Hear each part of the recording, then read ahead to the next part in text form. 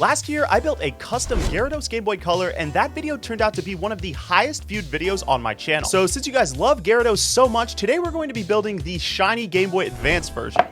This is our donor GBA for the day, so let's let it rip and get started. This Advance has the same finicky power switch issue as the last build did, which is an easy fix once we get the Game Boy out of its shell. We're going to start by giving the motherboard a quick clean and then get into the mods. The first thing we're doing is upgrading those old triggers to some much more clicky feeling ones. For this, I'm applying some flux and then removing the old solder with some desolder wick.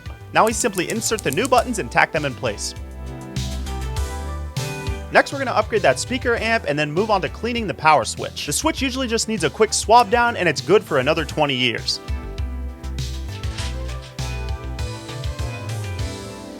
Moving on to the housing itself, we're going to need to make a slight modification to make some room for this micro HDMI mod. This will allow for video output onto an HD monitor.